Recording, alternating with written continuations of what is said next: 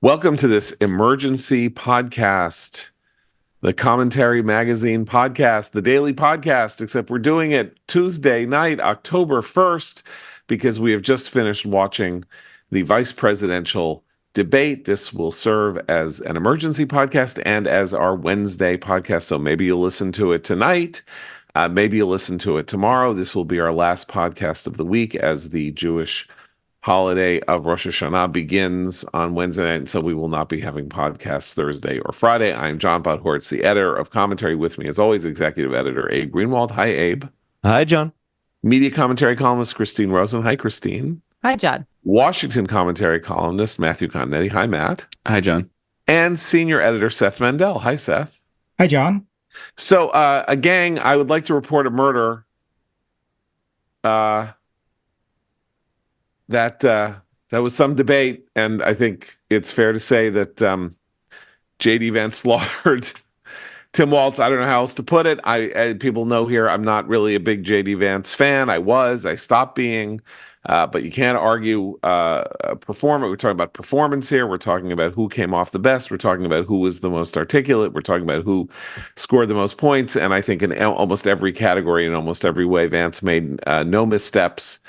He did some brazen things. He did some pretty outrageous elisions of fact and reality, but Walz began terrified. He made multiple errors. He called himself a knucklehead, which really I think is the thing that's going to stick from the debate. He called himself a knucklehead while not admitting error. Right. That was the most bizarre aspect. Lying through his teeth. He was a knucklehead for lying about how he was a president. But he didn't admit to lying. He just said, look, I'm a knucklehead. I'm from a small town. I don't know what I'm talking about. I think he said I misspoke. Is that what he said? He said I misspoke, but he said I'm a knucklehead. I misspoke. Yeah, I was in Hong Kong and I was in China this summer. Can I give you my Animal Kingdom metaphor? Because I had a friend who wasn't watching the debate who kind of clocked in later and said, "How's it going? What's it like?" I'm just seeing like I saw a screen, without the words, and I said I had to think of something quickly, and I think I told you guys this too. J.D. Vance, every time Walt spoke, was like a shark waiting to circling his prey, watching, very watchful, but very clear about what was going to happen. And Waltz was the scared version of the gopher in Caddyshack, because every time he looked, he was really looked scared. And some of the screen caps that were all over social media showed, Vance looking at the camera, kind of breaking the fourth wall, like, can you believe this guy? Well, I think part of that, Christine, was Vance always had one eye looking at the down clock, seeing how much more time Walz had to filibuster his answers, and then also looked to the camera quite a bit, whereas Walz would stare at J.D. Vance unblinkingly. during Vance's answers, and sometimes he would nod along, and so it made for a very unusual imagery where you're not used to like the opponent nodding along to the answer from the Republican MAGA warrior. So Walz began the debate terrified. He opened the debate. He was very, very halting, stumbling, didn't quite know what to say or where to go. And I think that basically set the tone for the rest. He said that Israel's expansion is a terrible thing. Yes. Yeah. Okay. Yeah. So let us begin by beginning where they began, which was with the news of the day, of course, which was Iran's ballistic missile strike on Israel. It's a pretty striking thing that happened because yesterday, Monday, Joe Biden said, "I know a lot. I know what's going on. Steve Sire, stop doing what you're doing. Whatever." Iran fires these missiles at Israel. Apparently, the United States participated or claims to have participated in the shooting down in making the attack on Israel toothless. Claimed, therefore, to have defeated Iran. But Biden and Harris and Jake Sullivan, the national security advisor, all made shockingly strong statements, not only in favor of Israel, but shockingly strong threats to Iran about what might happen and how things were proceeding. I think we have to make note of that, and then make note of the fact that for the first time, I think in his life as a candidate, and indeed for the first time in the life of the Trump-Vance ticket, Vance said, the power is in Israel's hands. Israel and America should support our allies who go and fight the bad guys. The purest statement that anyone has made in this race, Vance, Trump, Harris, Walz, of a kind of vision of American foreign policy that has some coherence to it. Obviously, Vance was not asked the same question about Ukraine and whether or not we should be, Ukraine should be fighting the bad guys. That's because no one was asked a question about Ukraine, which is astounding. In an hour and 45 minutes. Yeah. By the way, on the question about climate, not one question about Ukraine. Yeah. On the question that Vance answered about Israel, the question was, would you support a preemptive strike on Iran's nuclear facilities? Tim Walz never answered the question. No. At all. This is when he was in his opening, stumbling, shocked mode, and he said what Matt said. I thought he said something like Israel's expansion into its proxies is bad. Well, he was referring to Iran. He was all Iran and Israel, but it came out that Israel's expansion is awful or dangerous. Yeah. But it was, among other things, he opened the debate with a total dodge and was not ever followed up on it. Yeah. And Vance really basically went straight said, yes, at it. If Israel, Vance said basically, if Israel thinks that it needs to do a preemptive strike on Iran's nuclear facilities, it should do so, and America should have its back. Now that's it. Things are more complicated because there is a question about whether or not, if this is going to happen, whether the United States should participate. I don't want to get too deep in the weeds here, but if you're going to do it and it's going to happen and the United States is going to support it and be allied with it, and the United States has better technology and an easier time of dropping the bunker busters on the Iranian nuclear sites, the question is, do you want Israel to take, these huge risks and the possibility that it might fail, whereas you have 100% certainty that America would succeed in doing this if it's going to happen? That's not a question that was asked. That was kind of what Margaret Brennan was trying to get at when she asked the question. Would they support America doing something as well as Israel? Well, I'm not even sure, because we've had such back and forth on whether we support Israel from the Biden-Harris administration. So she might have genuinely, I think it's a real question. Would you yell down Bibi's throat if Israel launched? Because we have seen that with Rafah and the red lines. I also think the framing of the question was ridiculous, because she said preemptive strike. Yeah. Iran is the power they've already struck Israel for no reason. We know the reason, but it's not as though Israel had attacked Iran and then Iran has attacked. This is now the second time in 6 months that Iran, the Islamic Republic, has fired missiles at an ally of ours, aimed at civilians and wreaking as much damage as possible. And both times, America has assisted Israel in downing many of those missiles, but you cannot have a situation where we repeat what happened in April, where Biden tells Benjamin Netanyahu, take the win, not do anything else. That is clearly not acceptable after the events of the past few weeks in the Middle East. So the same thing with the escalation, right? Every Israel responds and they say, we don't want an escalation. Right. Yeah. Well, the press has covered the missile attack as an escalation, which I think is kind of amusing, because now, of course, we can't write about any foreign policy issue without using the word escalation or some variant thereof. Right. So Iran escalated today, and in fact, and I have to say this again, the response of the Biden administration, which has been highly problematic throughout this year of war, was the response that you would want from the United States at a moment like this. That is what happened this afternoon. Biden said, we stand thoroughly and firmly with Israel. What Iran did was unacceptable. Iran is going to suffer the consequences. I'm not going to tell you what those are. And like that. The fact that Vance effectively aligned himself with this. And Walz was kind of unable to align himself with that, even though Harris very haltingly herself, and in an extremely uncomfortable statement, which I commend to everyone to go watch, because thinking about her as president, shaky or with hands shaking, reading off a piece of paper as though she were reading it phonetically because she doesn't speak English, the statement of how she would support Israel and believes in Israel's defense was pretty striking. You're giving Biden way too much of the benefit of the doubt here. He always says the one thing, but it's his actions that matter, and we know. And so whether he follows this up with actions, we'll see. Her response was exactly that. It was like a hostage negotiation. Like she's reading what her captors have told her to read. You know when she's most comfortable? When she's saying extreme stuff that's been caught on tape that no one in the media will actually ask her about. That's when she's comfortable. That's when she's talking about how an open border is a human right and things like that. So yeah, reading that statement, that's her running mate up on the stage tonight was exactly mirroring her discomfort with what Biden had said. Whether he does it is another question.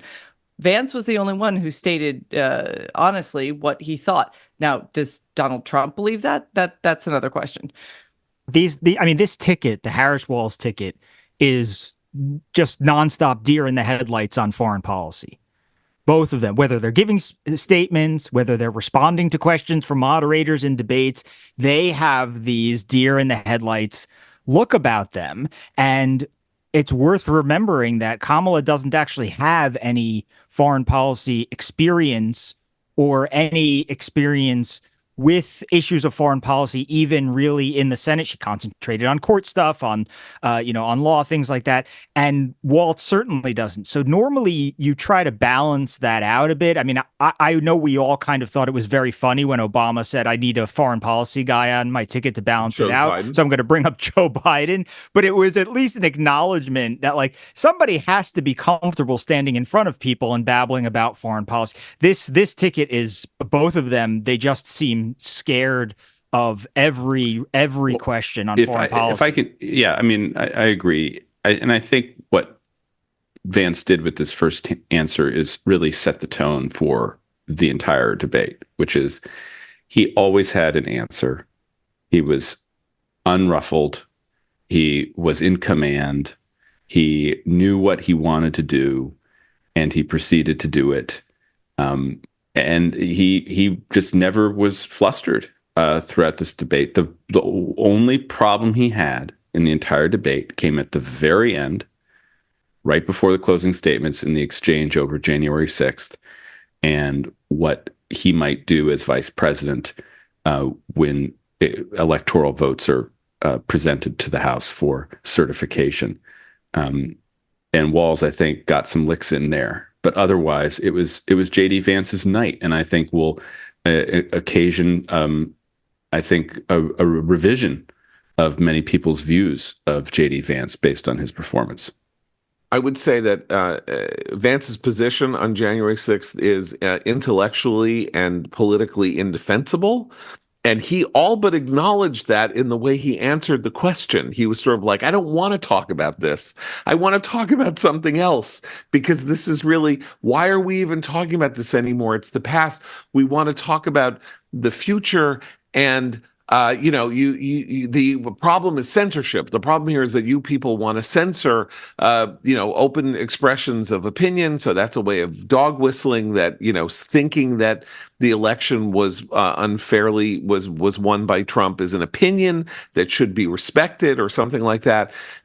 So Walz did get good shots in on him, but Walz had a really, really bad moment. Now, really bad, and it wasn't just the lying about his Tiananmen Square, having to being asked directly to defend misstatements he had made about his presence in Tiananmen Square in 1989. It was when Vance challenged him on the abortion bill in Minnesota.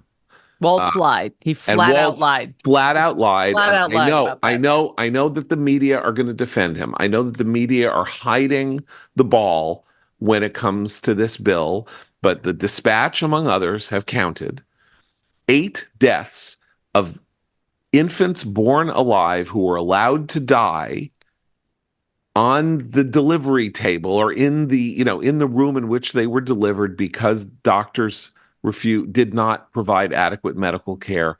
That refusal to do that was supported by this bill, which indemnified them against criminal prosecution for doing what they did. And Walt says, of course, nobody believes that, and he lied. It's an out-and-out lie. He signed the bill.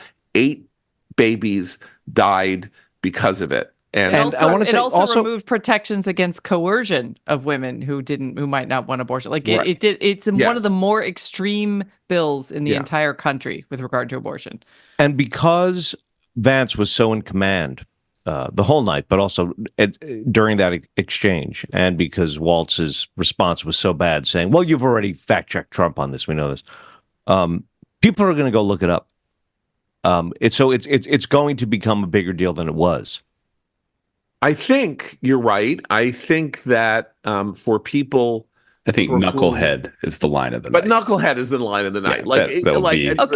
But what can I just one more beat on this abortion issue, because clearly Waltz was told by Harris headquarters to memorize the name of every woman who's died as a result of an abortion in the last few years. Most of those cases, people also should look up. You know what they often are? They're the result of not having followed protocol with the use of over-the-counter abortion drugs, which they then didn't get follow-up treatment for. The woman he named over and over again died of sepsis. That was a medical malpractice issue. She certainly shouldn't have died, but the reason she died wasn't because she didn't have access to abortions, because she didn't have follow-up treatment and care for using over-the-counter abortion medication. So these sorts of stories also, and I think I said to you guys on our chat while we were watching the debate, I would love to have heard Tim Waltz also name one single victim of an immigrant criminal who had murdered someone. I bet he couldn't name one, or the name of an American hostage held by Hamas. So he is memorized. There was something so clearly, canned about his response on abortion that I think didn't connect in a way that Vance surprised me, I have to say, in his remarks about abortion. I found that he really did try to connect to voters, and his acknowledgement. He surprised Waltz too. Yes, yeah. That's part of the deer in the headlights look was like Waltz was like, "Oh my God, this is a human person." Yeah, Ohio voters like so normal. Him, we could hang out. I thought this was the most fascinating dimension of the debate, was that the moderators, in my opinion, I think some of you or all of you will agree, were trying to sort of set this trap for Vance, where they would ask these family, women, child care type questions that they were certain he was going to give a scary Project 25 right-wing answer on, because they're so deep in the bubble that they don't that's what they believe their own. But Abe, he wore a pink tie. He wore a pink tie. He sure did. And he never did. He handled all those very masterfully, very softly, bringing up bipartisanship, talking about what American people want. We all want more for families, and so they didn't get him in that trap. But simultaneously, I think Vance sort of set a trap for Waltz by saying, "We agree that we both want better child care. That we agree that we both want more options, or for the type of family you want to choose. We agree." And Waltz ate it up. And he was like, "Yeah, we do agree. We really do." It really softened Vance as a result. Yeah, there's a lot going on here, and I think you're absolutely right, Abe. I mean, part of the reason Vance could come across as not a Project 2025 right winger is that he has a very different view of political economy than many conservatives, right? And if Donald Trump's legacy is in busting apart the kind of monolithic conservative dogma on ideological questions, especially questions of size of government and government intervention and trade and abortion now, by saying it should be left to the states, Vance is savvy enough and canny enough to understand that he can use that opening to portray the Republican Party as much more moderate then in fact it has its reputation holds. And so the stumbling block to this more moderate, as you were, Republican Party is, of course, Trump, who is personally immoderate. And so for the last decade, Trump's personal extremism has obscured the fact that he has created basically the Nixon-Ford Republican Party again, right? Vance, though, knows that he doesn't have any of Trump's personality. So he knows the substance is there, and he is able to communicate that, I think, very effectively. But he has a better personality when it comes to dealing with someone like Waltz, right? He basically was the charming pickpocket that entire debate. Like, he's smiling, he's saying, "Oh, don't we agree?" And meanwhile, he's just picking his pocket the whole time, and Waltz doesn't even realize it. Vance got Waltz to do something that was, I don't think anyone anticipated, which was he got Waltz to endorse the individual mandate in Obamacare, which was always the least popular part of Obamacare. The reason why Obamacare was always underwater was the individual mandate, and which then the Trump Congress and presidency abolished.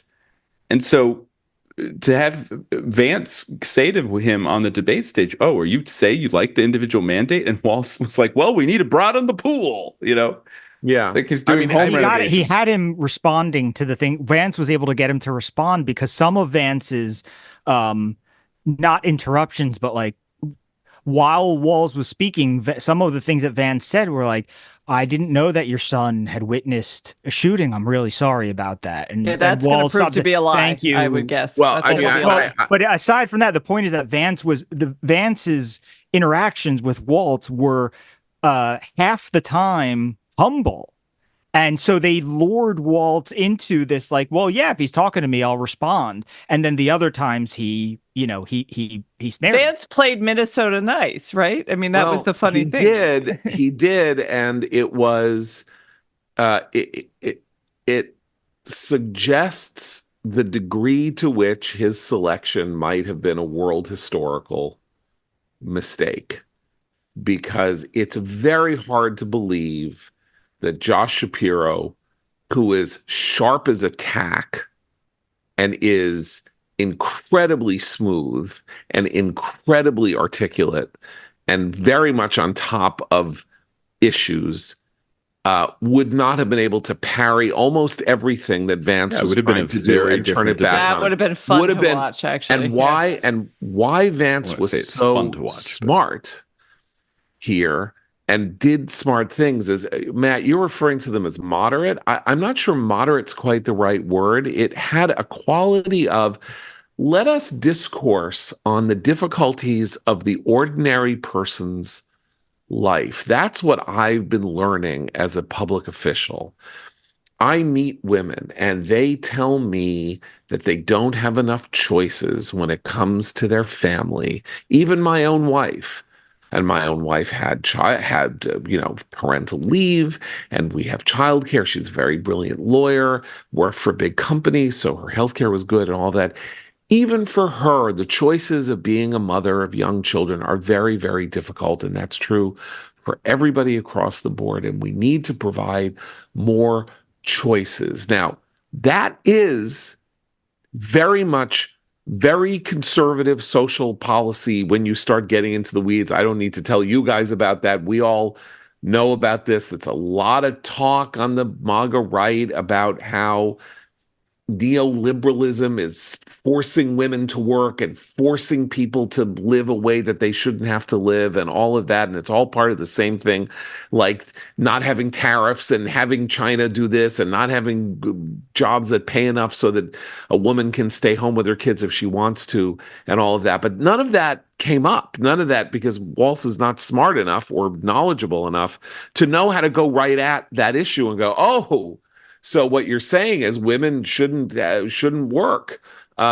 because we should be changing social policy. The real reason you want to change social policy is to limit women's choices, not broaden them, which is the answer to the Vance line. Yeah, right? I don't think that's what Vance was saying, though. I think Vance was Vance accepts the premise that government should do something about family Right. No, but leave. that's right. That's what I'm saying. Okay, and the choices are different yes. ways, and that's why I said it's the MAGA thing. That's this Oren Cass. It's a whole world of thinking, of anti-free market thinking and government spending thinking that we should be. I mean, Vance is in an interesting position because, of course, his wife Usha is just as accomplished as he is. Yeah. And so, and as he said in the debate, she does work. And his beautiful wife with his beautiful children. He kept using the word beautiful throughout the debate. Very Trumpian. I say moderate Trump. Just because it's not a Reagan, George W. Bush, Mitt Romney party where the presumption is that actually people need to make their own choices and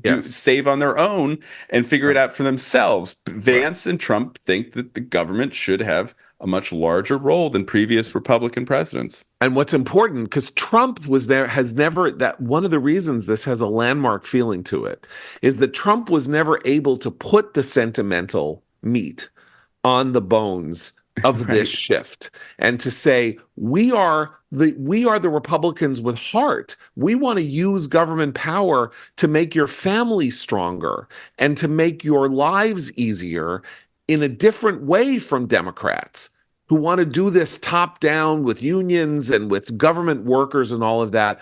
We want to change policies to favor you, to favor the way that you think you want to live. But he didn't frame it that way. He framed it as, we want to expand the choices that women have to lead the lives that they live. And not only did Walsh not even begin to understand how to engage him on that in a way that would be helpful to his ticket, he kind of took it like, man, you're a nice guy. That sounds so good. And by the way, Margaret Brennan and Nora O'Donnell similarly didn't really know how to follow up or ask him a question about it. And I want to just say one thing about them.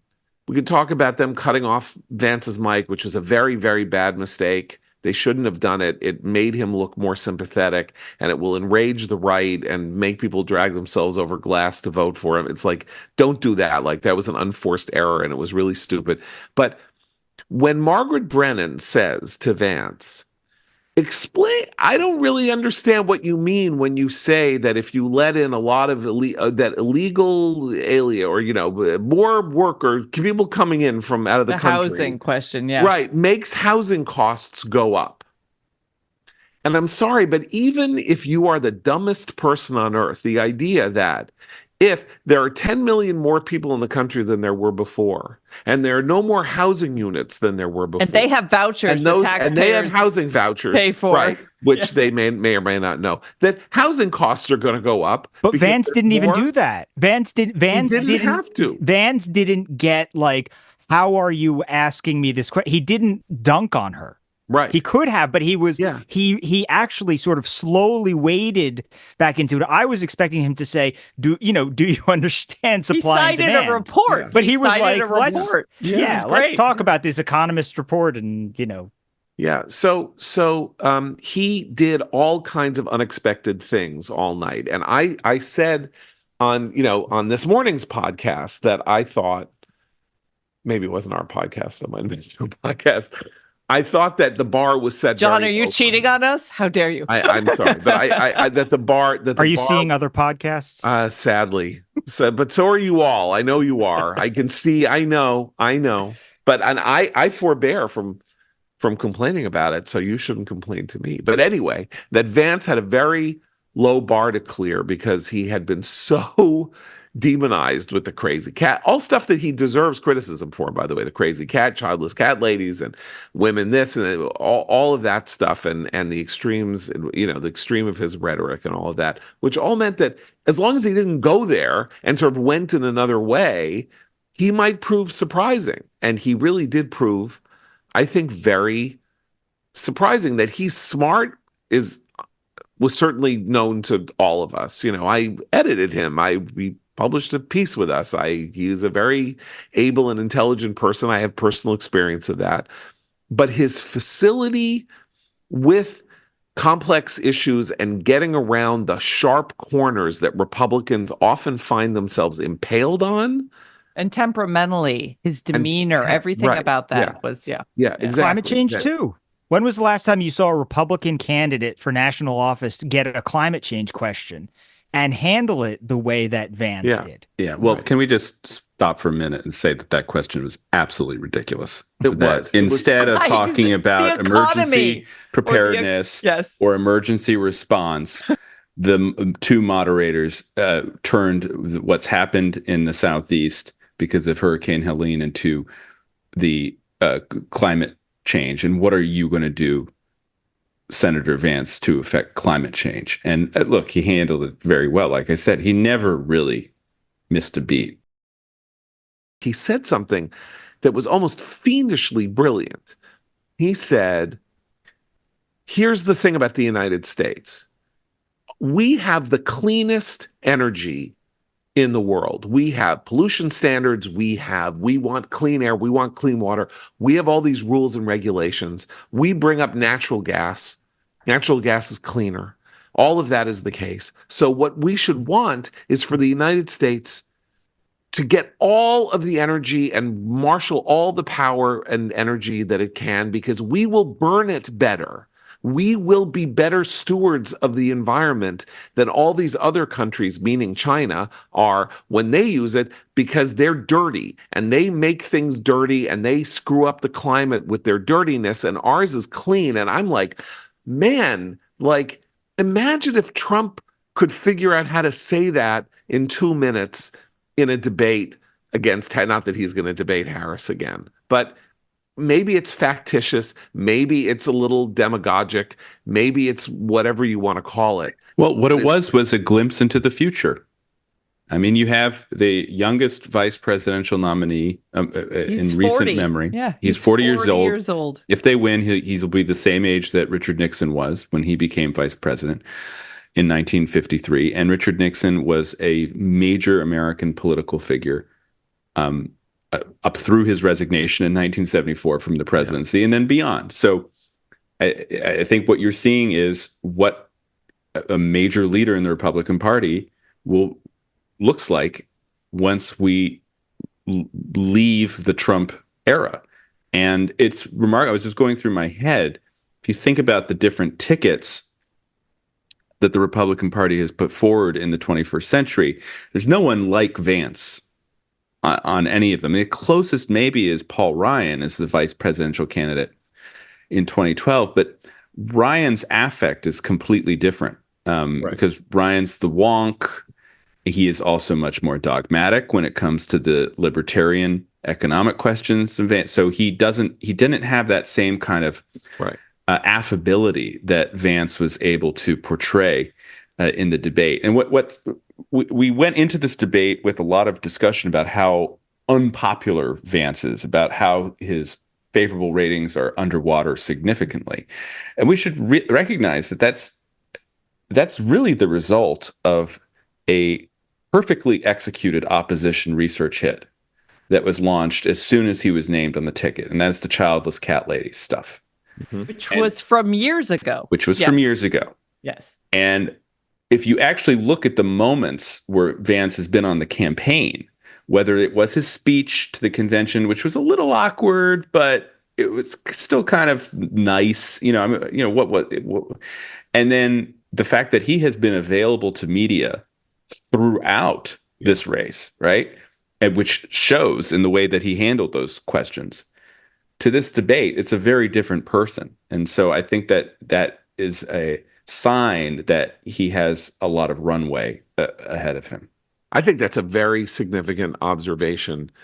The significance of this debate may not be that it moved the needle, although the Democratic desperation on Twitter as we were going through the debate of people saying, I'm looking at cable too. Like Daniel Dale of CNN, I think, is having a heart attack right now because he can't. I mean, like Ron but it was a tie, Matt. It was a tie. The debate was a tie. No. People are saying, like, Ron Filipowski, who is the head of Midas Touch, who is like has 1 million followers and is basically just spends all day on Twitter promoting Harris and attacking Trump, said this isn't going to matter. So the minute that he says that, I'm like, they're scared, but it won't move things. But well, If it but moves, I just wanted to finish this one. I'm sorry. Go ahead. No, and then which is where it matters is that Vance is the next leader of why this is important is that 40, 50 million people watch this. Vance has now established himself as the next leader of the Republican Party. The performance was good enough, solid enough, strong enough that for good or ill, people are going to look at him and say, man, he was good in that debate. And they will say that in 2020. If Trump wins, they'll say that as he's vice president. And if Trump loses, he's immediately in the upper ranks of people who will succeed Trump simply by virtue of the fact that he will have had the largest audience that any Republican other than Trump has had since 2016 and did well with it. What I was going to say was that if it moves the needle, and it might, I don't know, it will not be primarily because Vance was so impressive himself. It will be because he got the job done of attacking Kamala Harris effectively, not Tim Walz, and translating his own running mate, Trump, into something articulable and understandable and less scary. It's the effect that he had on the presidential candidates. This is why the behavioral psychology he practiced on Tim Walz was sort of genius, because there was almost a point at which, because he kept relentlessly attacking Harris, he could be nice to Walz. It was almost like, oh shucks, right. I kind of feel bad for you. This is the top of your ticket. Yeah, look who you're stuck with. Donald Trump's running mate got to tell somebody, oh, poor you. Look who you're stuck with. But I think also you just can't. Now we have to get back because we're talking about Walsh. We're talking about Vance. And Walz was just terrible. He really was terrible. I mean, objectively, just on his own, not just the solecisms or mistakes that he made, like saying that he was friends with school shooters, which, okay, fair enough. He meant that he had become the friends families with of the victims. Families of the victims of school shootings. But the problem was the tempo of his speech. That's why he would. What are you talking about? Well, there was the stagger, but then sometimes he would speed it up really fast. And there were moments toward the end of the debate where I was just, I will confess, I was zoned out because I zoned out. What is he even talking about? I had the same feeling. The Charlie Brown's teacher thing. He was no. Like, someone should have to diagram his sentences. It would make no sense. Someone remarked on Twitter that I thought was pretty astute. They said he's really doing a great job as like the Minister of Tourism for the state of Minnesota. I learned a lot about Minnesota during this debate. I learned a lot. I love Minnesota, it's going through some tough times thanks to Governor Walz, but nonetheless, he really sold his state. Other than that, it was a terrible performance. And John, I do think there was one other loser tonight besides Tim Walz, and that is the person who portrayed J.D. Vance in Tim Walz's debate prep, our transportation secretary, Pete Buttigieg. Yes, Mayor Pete, who apparently, I read in the trades, as we say, showed up to debate prep at some camp in Michigan wearing the, and I quote, cheap red tie that Vance is associated with in his MAGA wannabe style. And I can just picture in my mind the Buttigieg drone and know-it-all McKinsey speak. I'm revealing my true feelings here. Yes. It drives me insane from It's all right, Matt. It's commentary after dark. That's what we're here for. Drives me insane from Mayor Pete. And I bet you that he completely misrepresented what Vance was going to do. That he had in Mayor Pete's, I know everything, I'm so smart, I speak 10 languages, brain, but I can't get the FAA to work. He portrayed Vance as kind of like this cruel, heartless, MAGA demagogue, power seeker. And so when the Vance who showed up tonight shows up, Walz had no idea what It was an interesting choice because, there's a belief among Democrats that Mayor Pete is a better political talent than he actually is, but this belief won't die. Like the mayor, the mayor and the transportation sector is always in the first, in the top tier. But he's also interesting because when after he ran in 2020, they did a documentary on his campaign, and you got a lot of behind the scenes things. And there's a debate prep where he's on stage, Pete is on stage as Pete, not as somebody else, Pete playing Pete. And his campaign manager, Liz Smith, who we all know from New York, is like tearing him into pieces from the audience. She's sitting in the front row, and she just rips him. But she does it in a way that she points out the problem with Mayor Pete, which is like that whole thing that Matt was talking about, that sort of know-it-all thing. They needed Nancy Pelosi, who knows how to deliver, with a very velvet tone and a velvet glove, an absolute or they needed somebody. What you need to do is, we call this steel manning instead of straw manning when we have an argument, right? Imagine the other side's best argument and counter it. They needed somebody who would portray Vance as a good debater because he's a smart guy. But he's a smart guy. But look, I am highly literate in all of these matters, and Democrats are not. And he surprised me continually through the night. And he went places and did things that I did not know that he was capable of, or that anybody in the MAGA camp was capable of. And I am a student of this. And if I were Democrats right now, I would be very afraid, because Matt said he crystallized some kind of a possible future on the right that has an allure that isn't just wrestling and Trump insulting people and all of that, and might start appealing to women, like might heal some of the I mean, he can't do it himself. That's why he can't move the needle himself. Trump is the person you're voting for. But that was a debate in which he was speaking to women. He wasn't speaking to men. He wasn't talking about guns. He wasn't talking about, we got to go there. We got to go get those guys and throw them into jail and all. It was none of that. There was no macho republicanism. It was very soft. He looked soft. He was wearing that pink tie. He's got very light. I know Christine hated the tie. He's got these light blue eyes. He does have nice beard. He was softer than anybody could ever have predicted that he would be in terms of his mien and his comportment. And like Seth said, when he said, "Oh my God, Christ have mercy," he said that your son should have had to witness such a thing. That's good.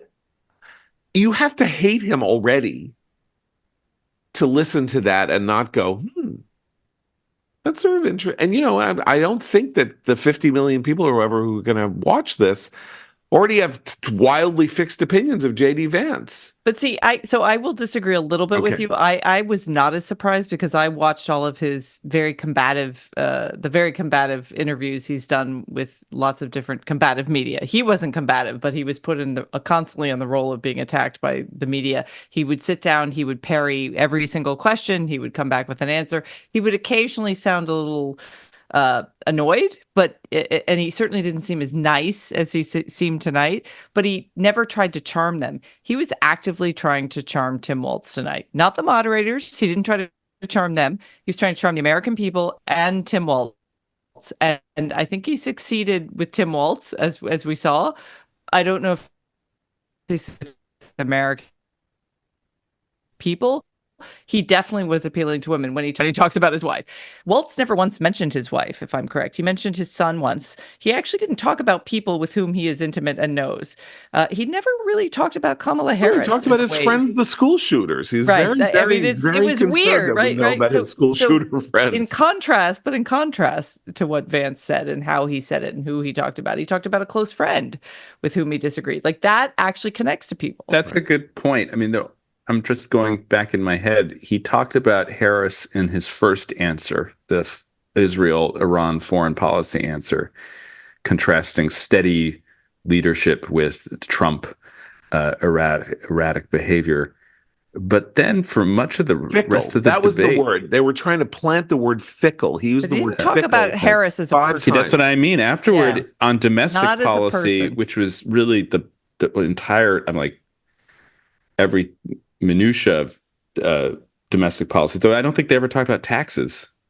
I have to say, these moderators are terrible. They talked about the Trump tax cuts. J.D. Vance was able to bring that in a bit here and there about how Tim Walz would get rid of the Trump tax cuts. Oh, right. Yeah, that was the only. But like the way that which the economy was framed as an issue was kind of bizarre. It was about housing. It was like it was set up to like highlight aspects of the Harris agenda, right? It was all soft question. Let's talk about guns now.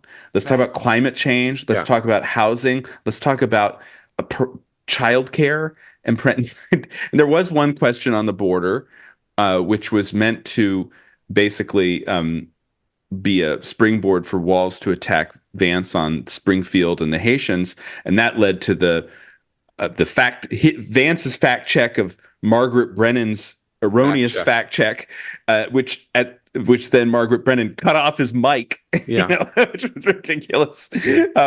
So it was. I just thought the moderators of these past two debates have just had like kind of a tin ear. That the moderators in the first debate, Jake Tapper and Dana Bash, just were a little bit savvier about what this campaign is actually about and what issues are actually matter. But I didn't get any sense of what Tim Walz thinks of Kamala Harris. That's because he doesn't know who Kamala Harris is. They've met a few times. They've met a few times. They exchanged maybe a phone call or something. The gut feeling she had about him. Remember the joint interview with Dana Bash at the beginning of September where they showed that kind of B-roll of them going to the barbecue joint.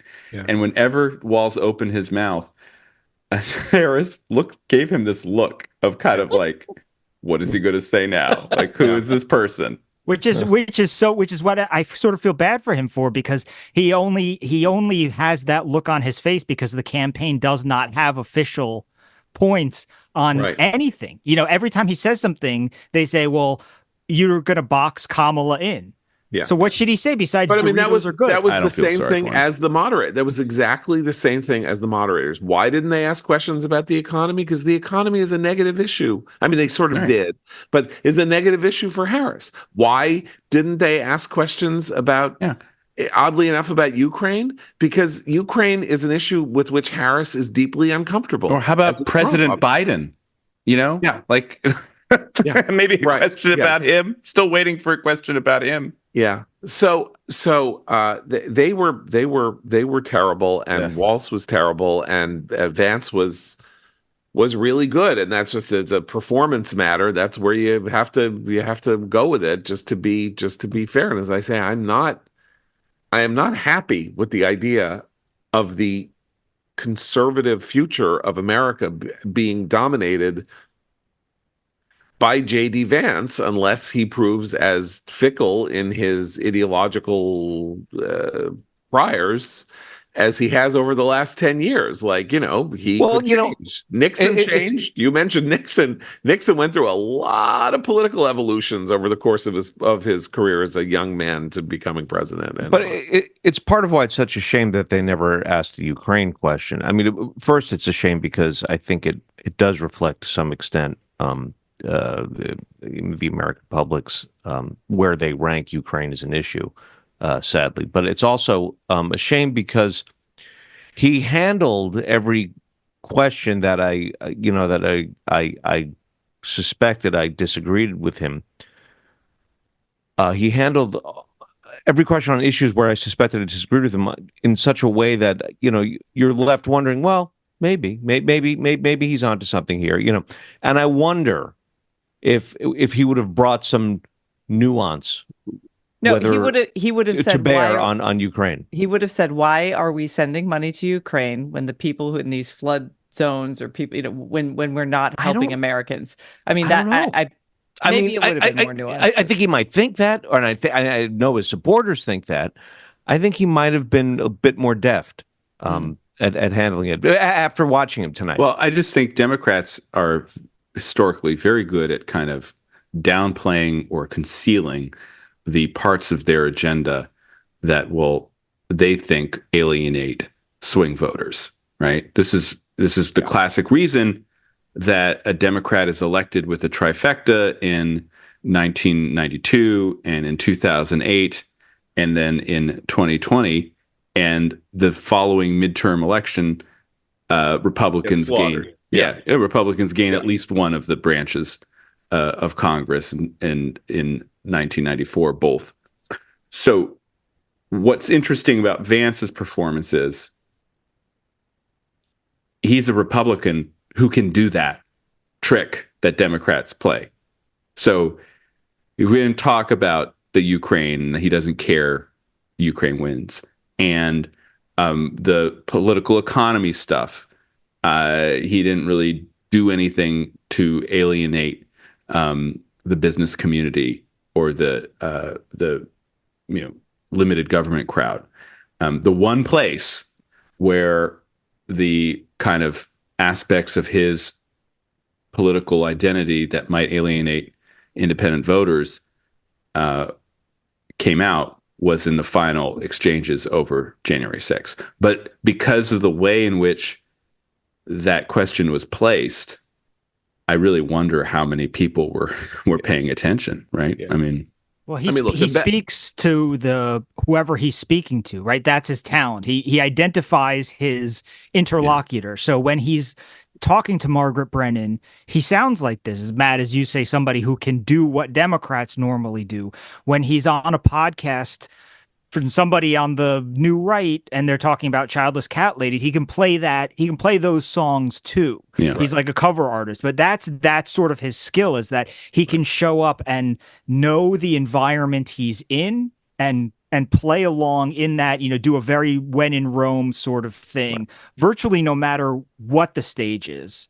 Look, there are two issues here that are Achilles heels for either side. There's no defense for January. There's no defense for what Vance has said on January 6th, about January 6th, about saying that he wouldn't have certified the election and all of that. There's no defense.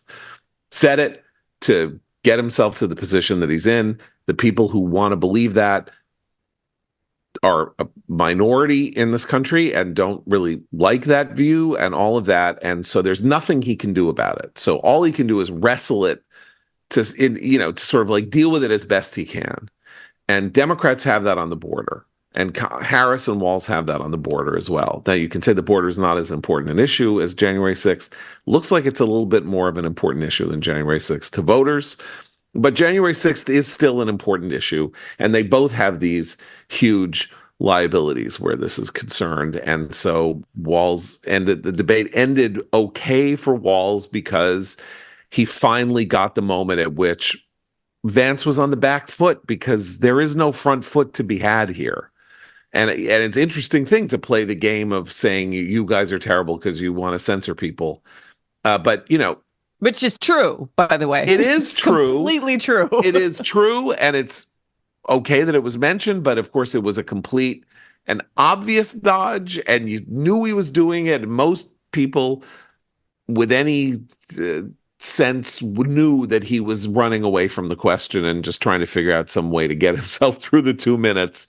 No. See, I did not take it that way. I actually think he's making an argument about the First Amendment and about a real threat to democracy that he believes in. It didn't seem to be like a desperate answer. I understand. But by saying, like, you say there's a threat to democracy. Well, I think the threat to democracy is censorship. Doesn't answer the question of him saying that he would not have certified. Right. If he were Mike Pence, he would not have certified the election on January. That is an indefensible position, and as demonstrated by the fact that he didn't want to defend it. So it's not me saying it's indefensible. I'm not, Molly Hemingway saying that he should be out there fighting on the hustings for the January 6th, and they should pardon everybody. I'm just saying he didn't want to talk about it. He wanted to talk about something else. And Walz's answer on the border was so incoherent that he starts babbling about Springfield without introducing what it is he's talking about. And to most Americans, Springfield is the home of Homer Simpson, not a town in Ohio where there are Haitian migrants.